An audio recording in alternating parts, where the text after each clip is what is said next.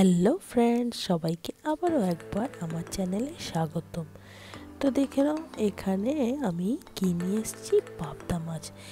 পাবদা মাছের সর্ষে পোস্ত দিয়ে সবাই খেয়েছো, কিন্তু পাবদা মাছের এমনি নর্মাল পাতলা ঝোল কজন খেয়েছো? আশা করি সবাই খাওনি। তো এইভাবে খেয়ে দেখো, আশা করি তোমাদের খুব ভালো লাগবে। তো ওখানে পাবদা মাছ আমি নিয়েছি। পাবদা মাছগুলোকে আমি বেশ ভালো করে পরিষ্কার করে ধুয়ে নিয়েছি। আর এরপরে পাবদা মাছটা বানাতে আমার লাগবে হচ্ছে, আমি এখানে দুটো পেঁয়াজ নিয়েছি মিডিয়াম সাইজের, ভালো করে কুচি করে নিয়েছি। আর নিয়েছি কাঁচা লঙ্কা। আর এখানে একটা বড় টমেটোকে আমি এরকম কুচি করে নিয়েছি। লঙ্কাটা তোমরা তোমাদের স্বাদ মতো নিয়ে নিও, আমি এখানে 4 থেকে 5টাই নিয়েছি। তো চলো এবার আমি মাছটাকে মেখে নিই। লবণ আর হলুদ দিয়ে বেশ ভালো করে মাছটাকে আমি মেখে নেব। জাস্ট লবণ আর হলুদ দিয়ে আমি মাছটাকে ভালো করে মেখে নেব। এরপর আমি মাছটাকে ভাজা করে নেব।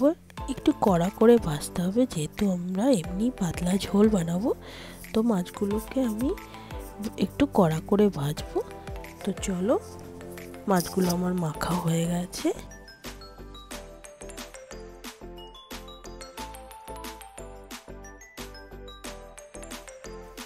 এবার আমি মাছগুলোকে একে একে ভেজে নেব। তো চলো মাছগুলোকে ভেজে তুলে নিই। এখানে একটা তোমাদের আমি টিপস দিয়ে দিই।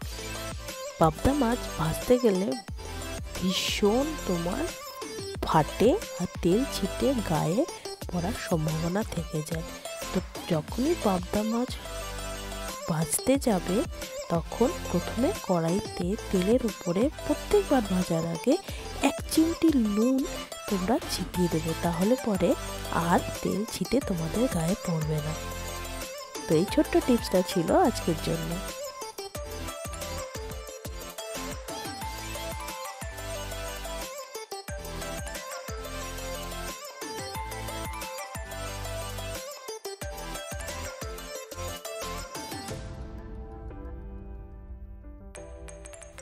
তো দেখে নাও বন্ধুরা, আমার মাছগুলো সব ভাজা হয়ে গেছে। সব মাছগুলো আমি কড়া করে ভেজে নিয়েছি। এরপর আমি এই তেলটাতেই বানাবো। এই তেলের মধ্যে আমি কুচি করা পেঁয়াজগুলো প্রথমে দিয়ে দেবো। আর দিয়ে বেশ ভালো করে আমি পেঁয়াজটাকে কিছুক্ষণ ভেজে নেব।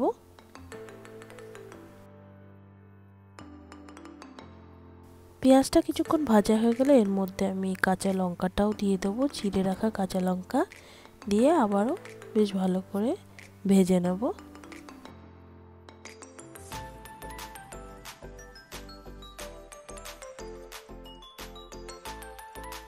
কিছুক্ষণ ভাজা হয়ে গেলে এর মধ্যে কেটে রাখা টমেটো কুচিটাও দিয়ে দেবো। দিয়ে বেশ ভালো করে আবারও কিছুক্ষণের জন্য আমি টমেটো, পেঁয়াজ, লঙ্কাকে ভালো করে ভেজে নেব। কিছুক্ষণ ভাজা হয়ে গেলে এর মধ্যে আমি এরপর লবণ দিয়ে দেবো, স্বাদ মতো লবণ। আমি এখানে 1 টিস্পুন মতো লবণ ইউজ করছি।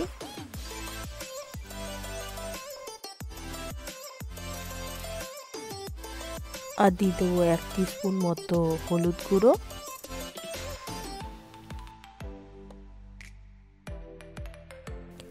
দিয়ে দেবো 1 টিস্পুন মতো জিরে গুঁড়ো।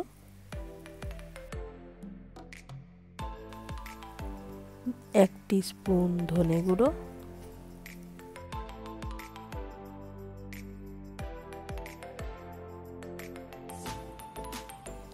2 টিস্পুন মতো আদার রস দিয়ে দেবো।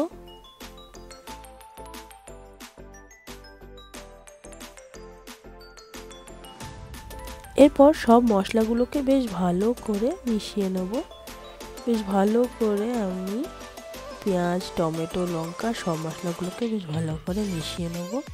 আর হালকা আছে এটাকে কিছুক্ষণের জন্য কষাবো। এরপরে এর মধ্যে আমি কাশ্মীরি লঙ্কার গুঁড়ো দিয়ে দেবো 1/2 টিস্পুন।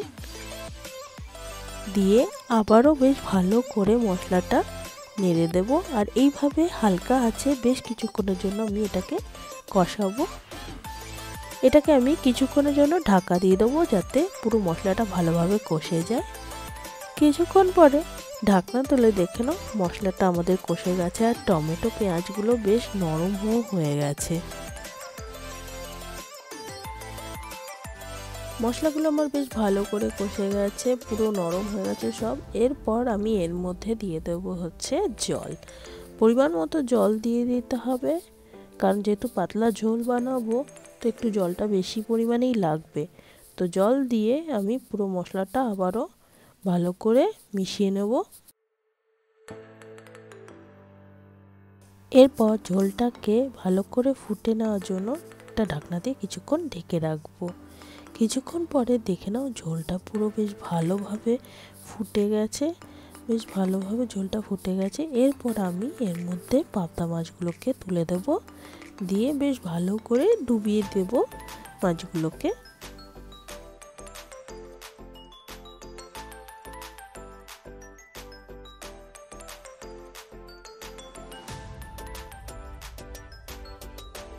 মাছগুলোকে ঝোলে দিয়ে খুব বেশিক্ষণ ফোটাতে হবে না, বেশ অল্প কিছুক্ষণের জন্য বেশ ভালোভাবে ফুটিয়ে নিয়ে এর মধ্যে অল্প পরিমাণ মতো ধনেপাতা কুচি দিয়ে নামিয়ে নিলেই হয়ে যাবে আমাদের পাবদা মাছের একদম পাতলা ঝোল।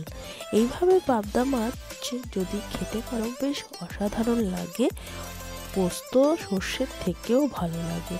হ্যাঁ, যদি মাছগুলো একটু ছোট পরিমাণের হয়, মানে সাইজগুলো যদি মাছের ছোট হয়, দেন এই ঝোলটা খেয়ে অসাধারণ স্বাদ লাগে। তোমরা নিশ্চয়ই ট্রাই করো। এরপর আমি এর মধ্যে অল্প পরিমাণ মতো ধনেপাতা দিয়ে নামিয়ে নিলেই হয়ে যাবে আমাদের পাবদা মাছের ঝোল।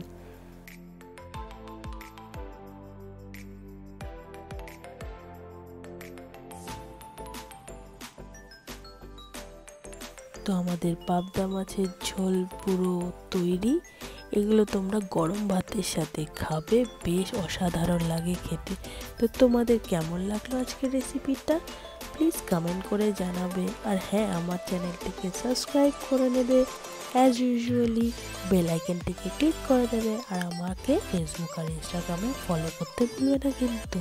তো সকলে ভালো থেকো, সুস্থ থেকো, আবারও দেখা হবে তোমাদের সাথে নতুন ভিডিও নিয়ে, নতুন রেসিপি নিয়ে। তো বাই ফ্রেন্ডস।